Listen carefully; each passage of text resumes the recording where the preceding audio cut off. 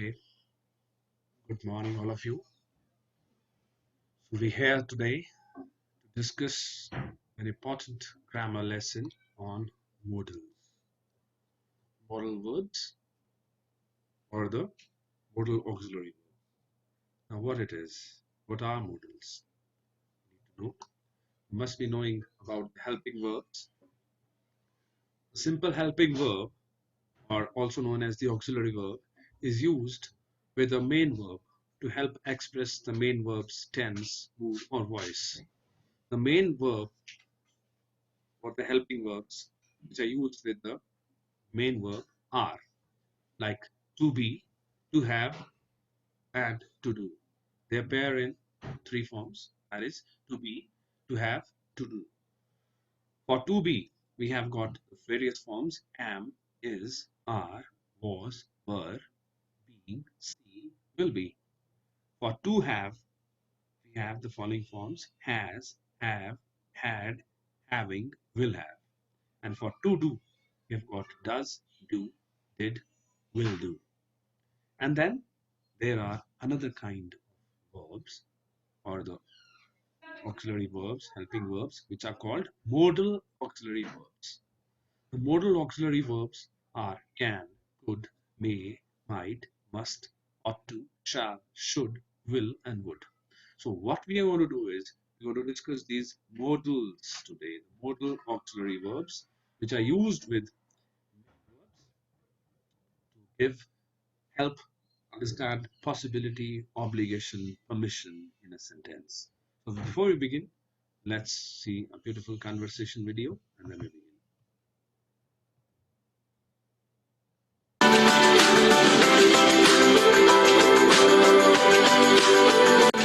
The modal verbs.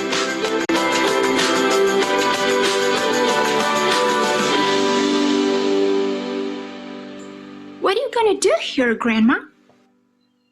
Well, I'm gonna make pizza. Can I help you? Yes, of course, but you should wear an apron. Perfect. First we must mix everything, in order to obtain the dough.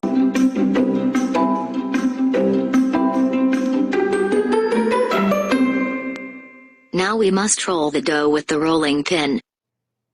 Can I do it, please? Yes, of course.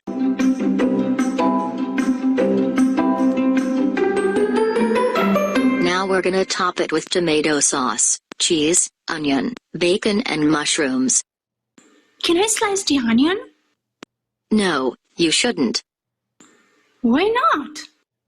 Because your eyes may start to burn, and tears may run down your face. But you can cut the bacon. You must be careful with a knife, and you shouldn't cut it so fast. Now we must put it in the oven.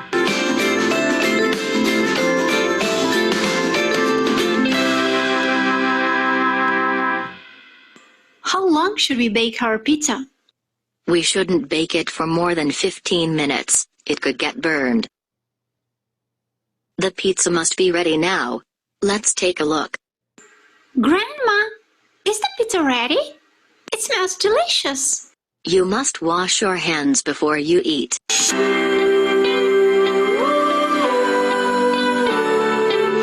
Let's eat pizza now. You must be very hungry. Yeah, we are. Grandma, could you pass me the ketchup, please? Of course, here you are. Thanks. Would you like some more? No, thanks. I would like an ice cream now. Let's go to the park and have some ice cream, shall we? That sounds awesome. Shall I take my bike too? And shall I take my roller skates? Sure, you can take your bike and roller skates too.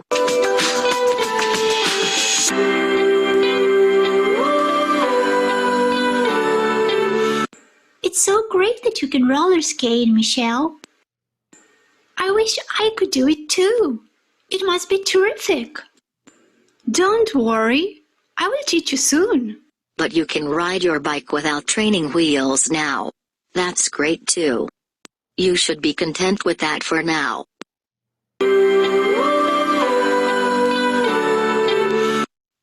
Look at these beautiful flowers. Can I pick them, Grandma? No, you mustn't pick the flowers. Can I drink water from this fountain? No, you shouldn't drink water from that fountain. It's not healthy. You might get sick. This is a special fountain. If you throw a coin into the water, you can make a wish. It might just come true.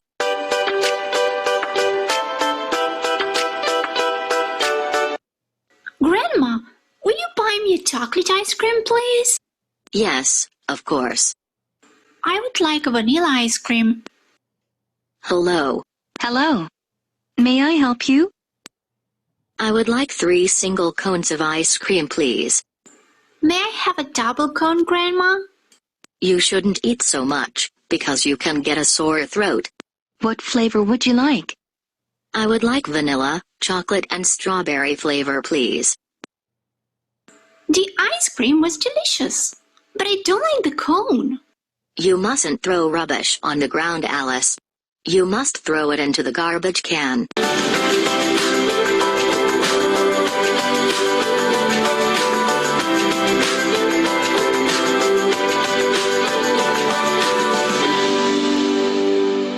You mustn't climb up the slide. You may hurt yourself, and you may hurt other kids too. Ladders are for climbing. Alice, you must wait your turn.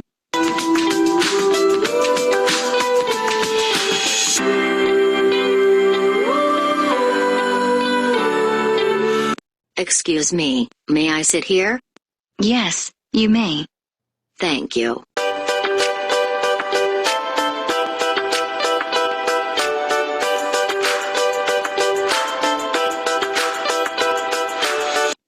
Shall we go home now, girls?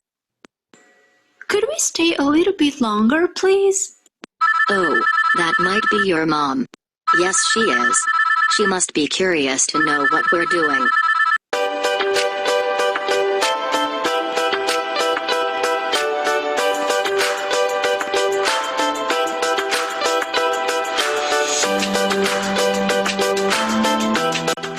Thanks for watching. If you like this video, please subscribe to our YouTube channel. Bye! So there you are. Hope you've understood it. And now we begin. What are these modals? You can see what are modal verbs. Modals, also known as modal verbs, modal auxiliary verbs, or simple modal auxiliaries, are special verbs which behave irregularly in English. They're very different from normal verbs like work, play, visit, eat, drink. They give you additional information about the function of the main verb that follows it. They have a great variety of communicative functions. What is the additional information they give you? They tell you if it is used for permission, obligation, or for something else. We'll just be discussing that. Like willingness, obligation, necessity, ability, etc. This is the additional information these auxiliary verbs or the modals give you.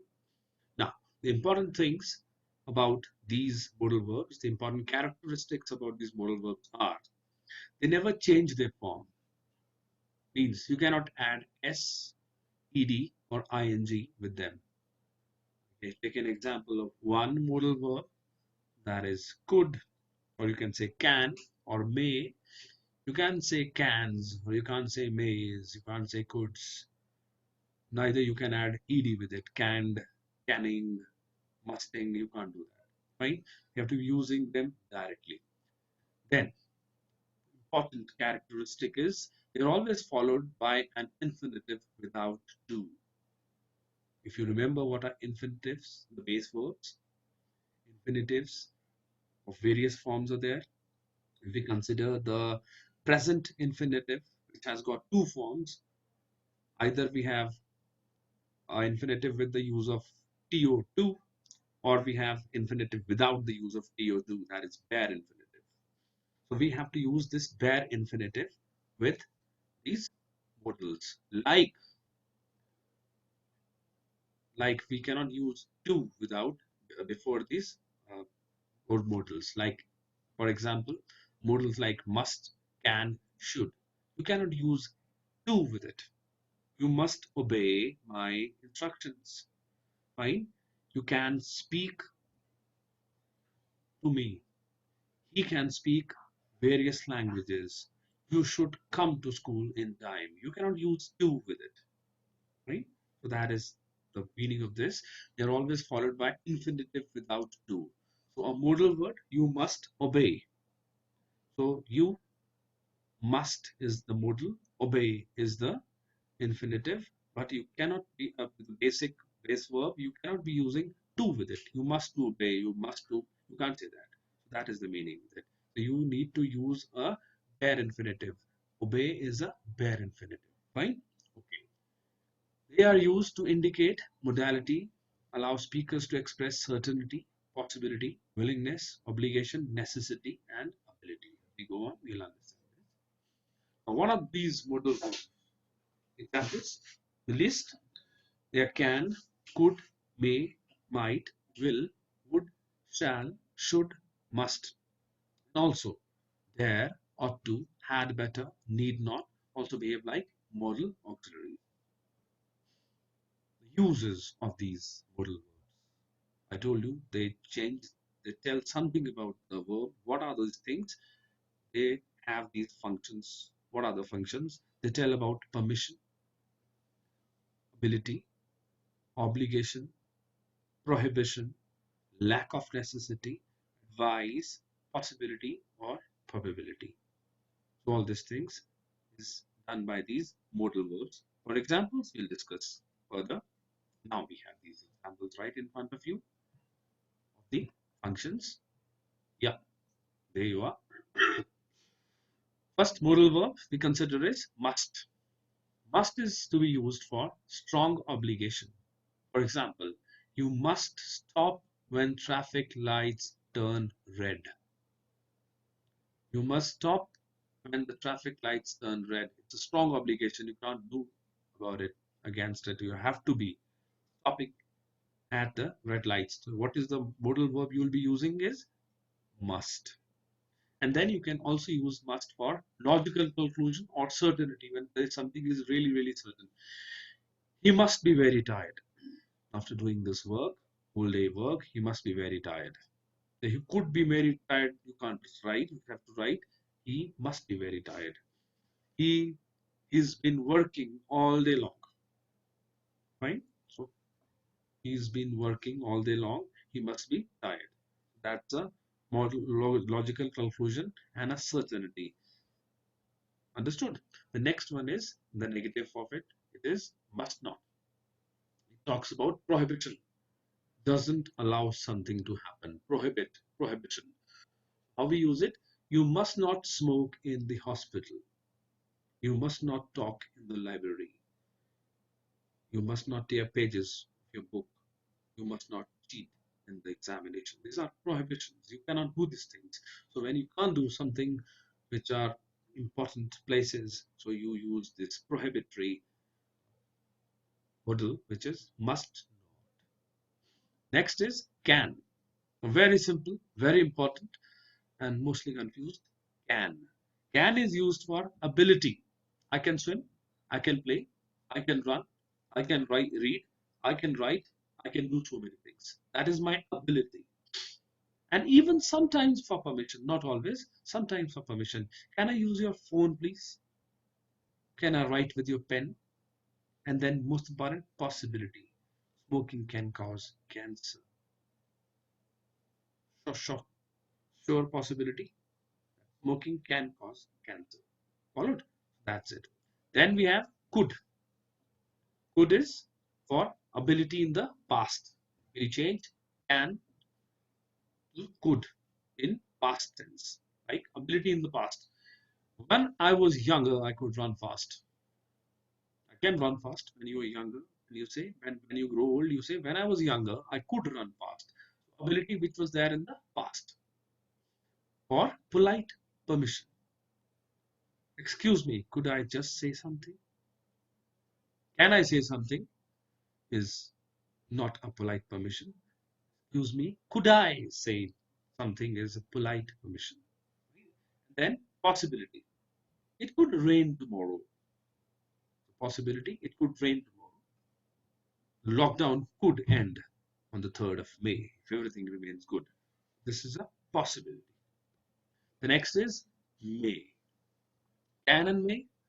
There is a little of confusion which we'll be trying to sort out right now and later on also. So pay attention to this. May is for permission. May I use your phone, please? So which one is better? Either may or can. You understand this? We will discuss this in detail ahead in the slide. Permission. May is also used for permission. Can is also. But may is more important. May should be used for permission more often than not. What is the nuances? What are the nuances? We'll discuss the rest part of the slide. May I use your phone, please? Possibility and probability. The most important use of may is possibility and probability. It may rain tomorrow. It may rain tomorrow. It could rain tomorrow. It may rain tomorrow. There is a difference. Fine. The difference of being possible, how possible it is. Again, this will be discussed with more effort, emphasis later on. Then is might. Polite permission. Might I suggest an idea? Possibility and probability. I might go on holiday to Australia next year. So a possibility, a probability, if it is going to happen or not. Probable, not sure. Right? Then we have need not. Lack of necessity or absence of obligation. I need not buy tomatoes. I have them. There are plenty of tomatoes in the fridge because, of course, lockdown is on. We go to the market rarely, but we need not buy tomatoes. They're already lying in the fridge. If we buy more, it will be of no use, right? So next is should or ought to. Again, a very important one. 50% obligation. What is the meaning of 50% obligation? Not truly obliged, but yes obliged. I should or ought to see a doctor. I have a terrible headache. You ought to respect your elders. Or advice. You should ought to revise your lessons. You should or ought to revise your lessons. Logical conclusions. You should ought to be very tired. He's been working all day long. Then a moral obligation. A moral obligation. Try to use ought to. You ought to respect your elders. You ought to reach in time to the school. And then had better. Next modal is had better. It is for advice. You had better revise your lessons. You had better revise your lessons. And remember now, important points. Modal verbs are followed by an infinitive without to. It is called a bare infinitive. I've already told you this. We do not use to after a modal verb before an infinitive or a base verb. I will wait. You must obey. You must to obey nahi. Fine. You should come to school in time. You should to come to school in time nahi. You should come. You should go. You should play. Got it? Then examples are you must stop when the traffic lights turn red. You should see to the doctor. There are a lot of tomatoes in the fridge. You need not buy. These are the examples. Then modals are used in present and past. It's a very important rule to try and understand present and past both. Modals in present and past. Generally speaking, modals in the present, in the past have the following form. In past, there are it is having this form and there are anomalies also. Modal plus have plus the past participle, the third form of the verb. For example, in present we write you should see a doctor. In past, you should have seen a doctor. Normally we write this. But for few modals, we don't do this. What are the modals where this rule is not applicable? Here, except for the modals that expresses obligation, ability, lack of necessity. For example, obligation, present. I must or have to work hard. Here, past is I had to work hard. In present, we are using have to. And in past we are using had to work hard. Previously we were using what? Third form of the verb or the past participle along with modal plus have in the past form. Here in the obligation modals, we are for example, for must and have to. For must and have to, we are trying to change it into had to in past without the change of verb into past participle. Then ability. Present. I can run fast. Past. I could run fast when I was young. Can changes to could. Inability. Lack of necessity. You don't have to. Didn't take your umbrella. In past, you didn't have to or didn't need to take your umbrella. Didn't is a short form of did not. Didn't is did not. Didn't is needed, need not. Understood? Then the examples for obligation, advice, prohibition, ability, and certainty will go in detail for modals in present and in past so that you understand better. For obligation, you must have to stop when the traffic lights are red. Have to stop. You must stop when the traffic lights are red, or you have to stop when the traffic lights are red. In present form, in the past, you had to stop. Simple. When the traffic lights were red. Advice, you should see a doctor. You should have seen a doctor. Here you see. Advice, the old rule comes back. Should have seen the doctor. For obligation, that rule is not there. For advice, that rule is definitely there. Prohibition, the rule is there. You must not smoke here. You mustn't have smoke. Fine. Ability, I can run fast. Can, the rule is not applied. I could run fast. Now I have. I am old. What is the rule? Using have plus past participle in the past form. It is not used with ability and in obligation. You remember that. Now in certainty, what we do? He has a Rolls Royce. It's a car. He must be very rich. He can't be an American. His English is terrible. He must have been rich. He must have been rich. He had a big house and an expensive car. He can't have written that poem. He was illiterate. There you are. Then permission. Can I go out? She could drive her father's car when she was only 15. Can changes to could. Simple. Possibility. I may, can, could, might rain. It's cloudy. It may, can, could, might rain. It's cloudy. The differences will be clear in the coming slides. I guess it may, can, could, might have been on the phone. May see on the phone. Or lack of necessity. You don't have to or needn't buy any tomatoes. They are plenty in the fridge. You didn't have to or didn't need to buy tomatoes. When you are using did, not need. You cannot change need to need. Well, now what is the difference between must and have to?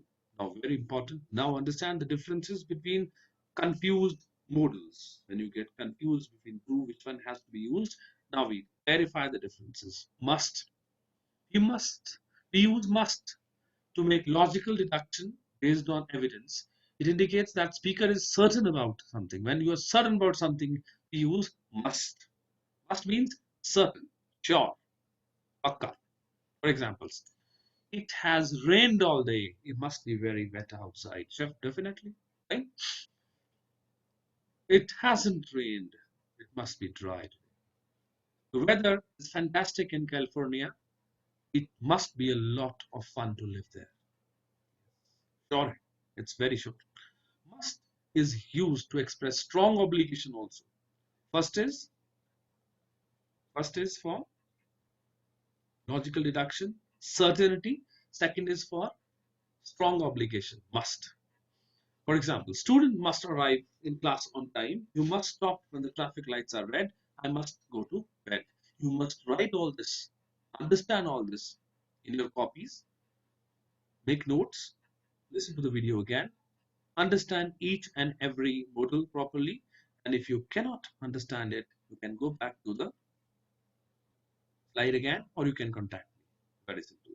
But you must write all worksheets properly in your copies and get them checked. Now we come to have to. Like must, have to is used to express strong obligation, but when we use have to, there is usually a sense of external obligation. Some external circumstances make the obligation necessary. Now there is a difference now, must and have to. For external obligation, we use have to. For example, I have to send an urgent mail. I have to take this book back to the library. Then external obligation comes over here. In must, it's direct obligation we have to do. You have to do. Must go to bed. Students must arrive in the class on time. Understood now? That is the difference. Now, what is the difference between shall and will? Again, a lot of students get confused in shall and will. We'll discuss it. Here is how shall and will are used. Will is used with all persons, pronouns that is. I, you, he, she, it, we, they. Will go there. I will go there, you will go there, he will go there, she will go there, it will go there, we will go there, they will go there. Everyone will go there. Fine. Shall is used with first person, singular, and plural, nothing else. Shall is used with first person, singular, and plural. I shall go, we shall go. First person, singular, I shall go. First person, plural, we shall go. Uses of shall now. It should be noted that shall is often used to make suggestions, offers, or ask for advice. It is used in questions as follows. How? Shall we stay or go out? Shall we dance? Shall I get his phone number if I meet him? What shall I do to get rid of my acne? You know what acne and pimples are. As said above, shall is used with first person singular and plural, I and we that is, but there is a very special use of shall with other persons to make a promise, command, or a threat as noted below. Now, there are anomalies, and these are you shall not get in. That's the command. You're late to the class. You shall not get in now. You shall pay for it. Threat, you've broken my glasses. You shall pay for it. You're playing cricket, you shattered the window panes. You shall pay for it. Threat. You shall get your money back soon. I promise. I've lost the bet. I've taken money from you. You shall get your money back soon. It's a promise. So in these three things, shall is used. Now, can and may. I told you we'll be discussing can and may at length. There we are.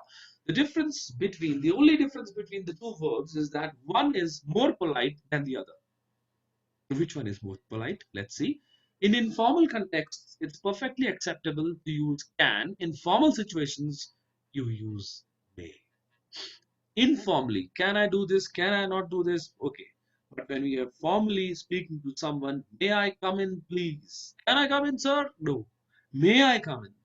How many times your teachers have reprimanded you for this? You must be remembering now. When to use can?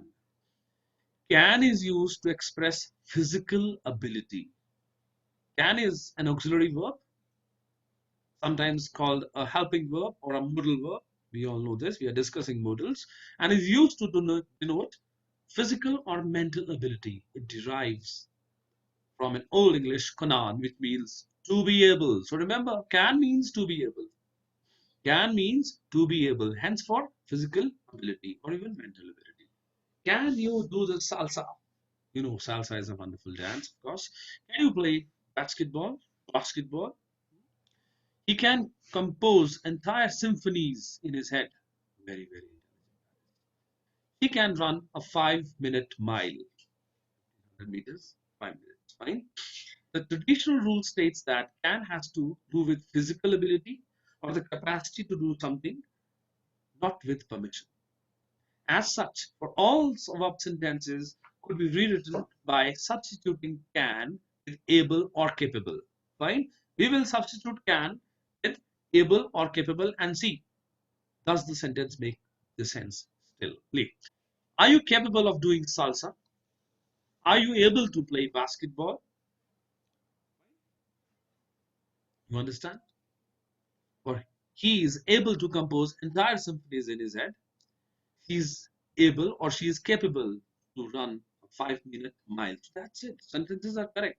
Henceforth, what is the use of can? Ability. Remember, let's move on. You probably remember being a young student and asking a question, can I go to the bathroom? Your teacher would invariably correct you by saying, I don't know, you can you? It's your ability. You've got legs, you're able to walk, you know the way. It's up to you. You can walk to the bathroom. What do I know? You can do it or not.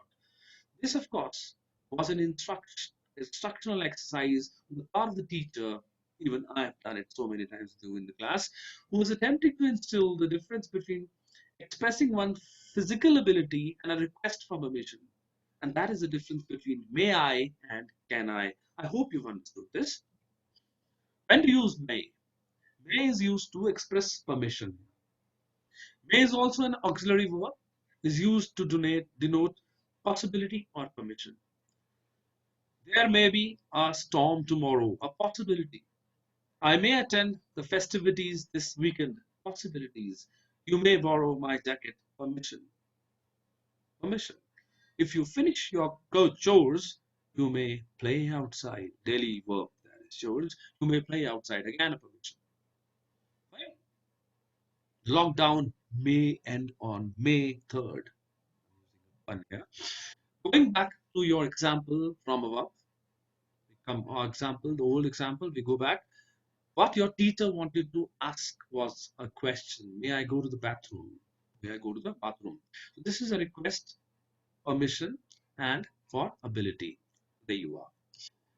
May versus might. The next is may versus might. What's the difference? Again, very important modals. May and might. We get confused here also. May and might when expressing possibility.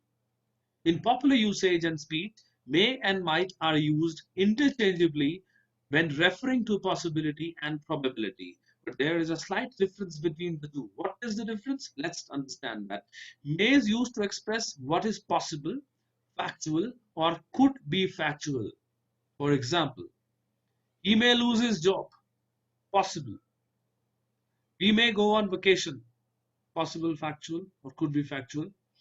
I may have dessert for dinner. It's possible, factual, right? Again, I come back to the same point. The lockdown may end on the 3rd May, right? It's possible. And maybe the 2nd May become possibility, sure possibility. We'll have to use a different modal then. Might is used to express what is hypothetical, counterfactual, or remotely possible, right? Hypothetical, not possible. Thinking, fine. Yeah, it may be possible. Thinking that it may be possible. A young little kid says, I will make an aeroplane which will move, which might move faster than light. When I was explaining that little kid about supersonic jets which move faster than sound, he says, I will make a plane or which might move faster than light. Hypothetical situation which may or may not be possible. Fine. Now let's see the examples. If you hurry, you might get there on time. Possibility is there, but remote possibility. You're already late. If I had shown up on time, I might have kept my job. Things are gone. Again, hypothetical situation. Might have kept my job. We are not discussing certain things, certain possibilities these days. We would have it had it been different times. For example, for example, had Dhoni hit the six, CSK might have won. CSK lost the match yesterday. Fine? So on and so forth. Since IPL is not there. If I win the lottery, I might buy a Ferrari. You win the lottery first, then you buy the Ferrari. Understand? So hypothetical, again, remotely possible. Winning a lottery is not very common thing. It's very, very impossible. You can say it is a remotely possible situation. Okay, and then buying a Ferrari, you need lakhs and in fact crores of rupees. Right away, you notice that might deals with situations that are speculative or did not actually happen. Speculations, just brooding on things which may not be there. I or that is hypothetical, whereas may deals with situations that are possible and could be factual. So difference between might and may, hope you've understood. Hypothetical is for might and deals with situations which are possible and are factual is may. An easy way to express or remember this difference is that might suggests a lower possibility probability than does may. If something is very far-fetched, you probably want to use might. You could say might is for things that are mighty and far-fetched.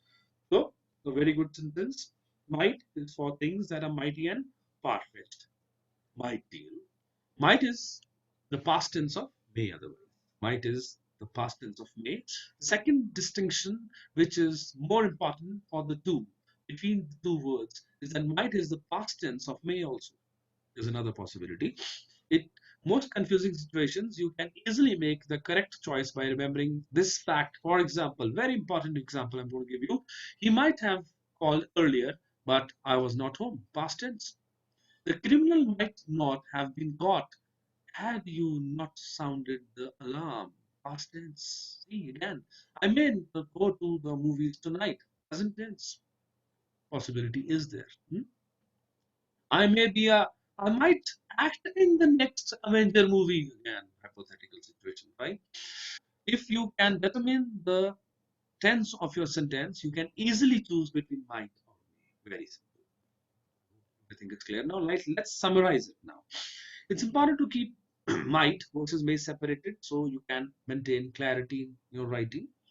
Might carries with it less probability and applies to hypothetical and contrafactual situations which are not actually happening. Might is also past tense of may. Remember these two things. May applies to situations that are possible or could be possible.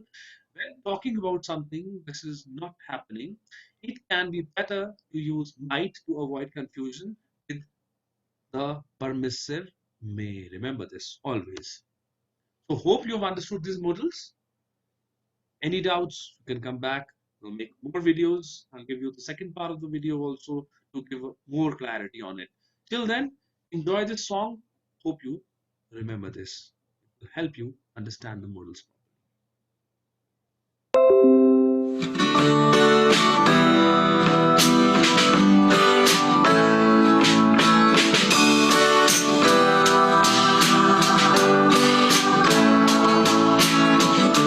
I couldn't see, now I can. I wouldn't listen, now I will. He may seem happy, but he might be sad. You ought to be kind, you should do your best. Can and could, will and would, may and might, ought to and should. You don't have to walk, no you needn't. I'm able to drive, yes I can. We have to, we must obey the traffic lights. We can go on green, but we mustn't on red. Don't have to and need and able to and can. Have to and must, mustn't and can't. The modal verbs. That's it for today. See you in the next lesson. Thank you so much. Hope you understand.